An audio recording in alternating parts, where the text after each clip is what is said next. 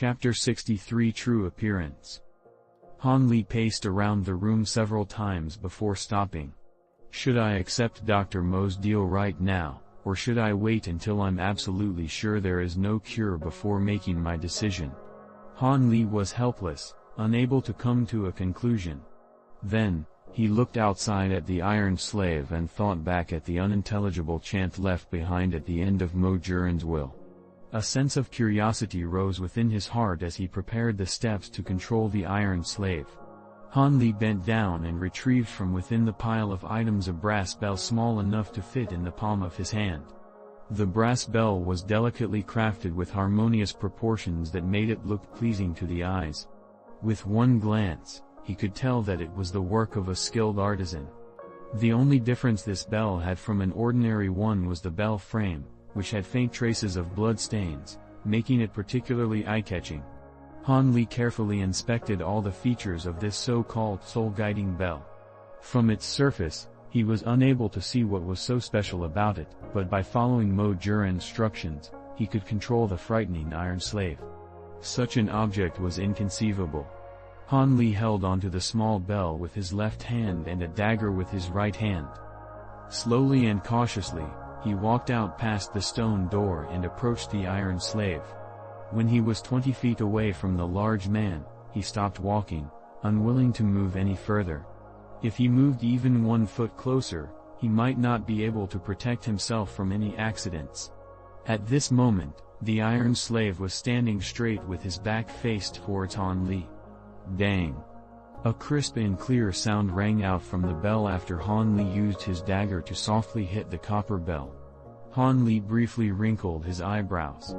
The sound was the same as that of a normal bell, so how could it possibly control the Iron Slave? His heart wavered slightly. His body shrank down a little as he prepared himself to run back to the stone room at the first signs of failure. Hearing the ringing from the bell, the Iron Slave's shoulder shook almost imperceptibly. Seeing this reaction, Han Li felt delighted, and he quickly continued to strike the bell. Dang! Dang! The bell sounded out in quick succession and the Iron Slave's body shuddered accordingly until even his walking became staggered, unable to stand firmly, causing him to finally fall face down on the ground, unconscious. The Iron Slave's immense body, upon impact with the ground, unsettled a large amount of dust that caused the unprepared Han Li to sneeze consecutively, making him look battered and dirtied. But at this time, Han Li could care less about his appearance. He quickly pounced on the Iron Slave and reached his hands out to tear away his cloak, revealing a bloated face that shocked and absolutely horrified Han Li. Han Li forcefully endured the uncomfortable feeling within his heart, unwilling to continue to inspect the Iron Slave anymore. Using his dagger to lightly cut open his own wrist, Han Li allowed some of his blood to flow out unobstructed, dripping onto the Iron Slave's face until his face was completely smeared with blood before Han Li found a clean strip of clothing to tie around his wrist in order to prevent further bleeding. Then he calmly stood to the side to watch the Iron Slave's reaction. Then, strangely enough, all the blood on the Iron Slave's face slowly sank into his skin without a single drop left behind, causing Han Li, who was watching off to the side, to be dumbstruck to the point where he was oblivious to the fact that he exerted too much pressure on the wound, causing fresh blood to seep out of underneath the cloth. Once the blood was completely absorbed, the Iron Slave opened both eyes and slowly got up. He looked incapable of speech, both his eyes seemed lifeless, without a trace of emotion. But when the Iron Slave turned his head to look at Han Li and their eyes made contact, Han Li heard a Wang One sound within his mind. A strangely foreign yet familiar feeling arose within Han Li's heart, almost as if something foreign suddenly appeared within his heart. This feeling was like a pet he personally raised, constantly revolving around Han Li, longing for its name to be called out. Han Li was surprised but immediately calmed down because he saw that the Iron Slave's once rigid and deadpan face was now filled with complete obedience. Seeing this gave Han Li the feeling that he was able to control the Iron Slave's fate. It was a fascinating and novel feeling. Han Li suppressed his pleasant surprise and calmly gave the large man a command to test his limits.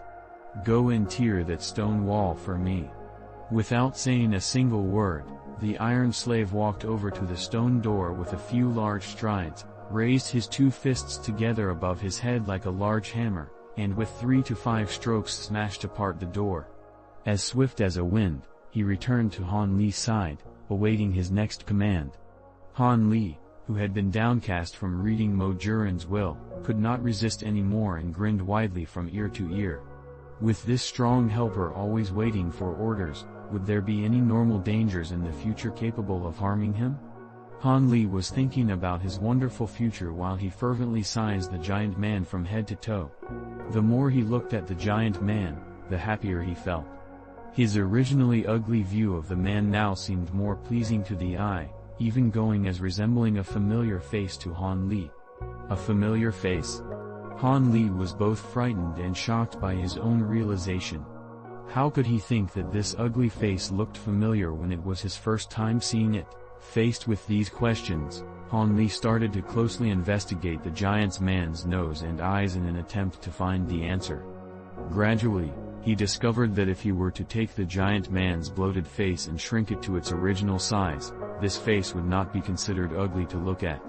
In fact, the iron slave's face would even look honest and straightforward, giving Han Li a sight he found both familiar and horrifying. Han Li's face turned pale. After half a day of silence, he reached out both hands to gently touch the giant man's face. "Brother Zhang, is that really you?" His words sounded downcast, making him appear to be tranquil. The face he had pieced together was remarkably similar to that of his good friend, Zhang Tai. Thinking back to Dr. Mo's last few ineffable words, Han Li was completely sure that the giant man and Zhang Tai were somehow closely related. Was it really as it was described in the letter? If the giant man was made from Zhang Tai's empty body, then his soul was already long gone. But how did his body become so huge and frightening? One wing equals onomatopoeia for buzzing or droning.